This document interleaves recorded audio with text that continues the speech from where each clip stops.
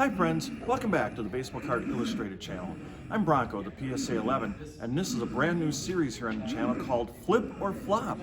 What I'm doing is I went around and I bought a bunch of cards here at the Madison Card Show out of the $2 box. Right here, you see them right now, but by the time this video is over, these are hopefully all going to be gone. So what I'm going to do is I'm going to show you all these cards, hopefully show you what I got net proceeds for them, and we'll find out at the end of the video right here next month if it was a profit, a flip, or a disaster and a flop. Now let's go check out those cards.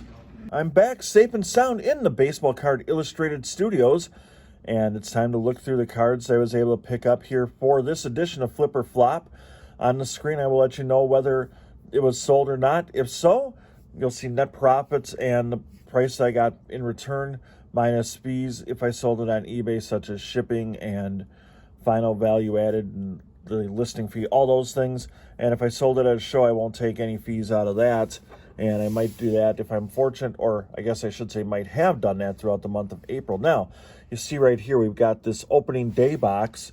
And inside of that, I've got a whole bunch of Cubs cards for Bo, who promotes the Madison Card Show. At the end of the video, I'll be back at the April show letting you know the grand total, whether this was a flip or a flop, and Bo will be getting all those cards as he tries to get a little bit closer to 1 million Cubs cards. But with all that said, let's take a look at what we have here. We have not one, but two Bo Jackson 1987 Donruss rated rookie cards. Figure that was a good deal. I'm probably going to try to lot these up and see how we do on that. So that'll be contestant one, I guess. We're looking for $1.81 in return per card for ones like this. A Shane Bieber rookie card, Topps Chrome, and hopefully he got off to a good start in April. By the time you're seeing this, he might be 3-0 and off to a really good start, or he might be 0-4 and that one might not sell, and that might be a loss of $1.81 essentially. Here we've got a rookie card of Fernando Mania, Fernando Valenzuela, 1981 Topps. Or as you can see, if you look carefully there, he was just known as Fernand Valenzuela. So that was a error, as there were a lot of errors back then as Fleer was getting it going. One guy that was not making a whole lot of errors in his Hall of Fame career, the great Nolan Ryan, the strikeout king, 7 no-hitters, and hopefully somebody that with this really sharp-looking edition of the 1985 Topps card will bring back that $1.82 plus that we're looking for. And Derek Jeter, speaking of Hall of Famers, a 1982 draft picks, 1992, I should say, I committed an error. Draft picks card, obviously this is not the one that you're looking for. This is a reprint with the Topps 50th stamp there in the lower right corner. And speaking of gold, we've got this Chipper Jones Topps prospect card on a Topps gold card. Or I guess you could look at it as a Benji Gill rookie card or any of the other guys pictured here. But Chipper Jones hopefully will do his part to help us win this challenge of flip or flop.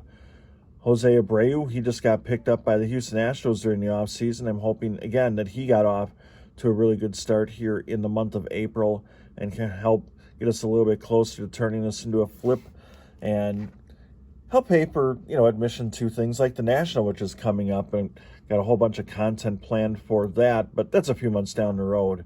Anyway, here's Mike Trout. Everyone knows him.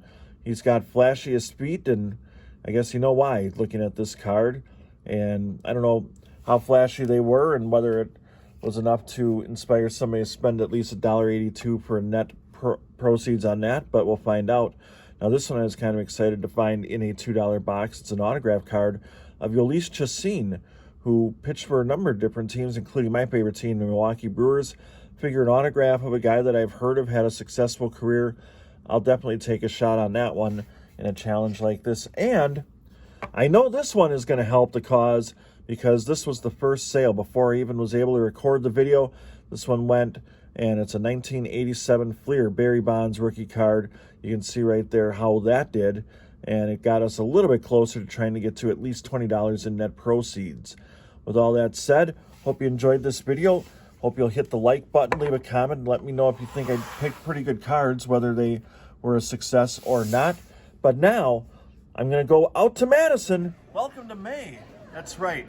We've flipped, we've flopped, we've sold, haven't sold.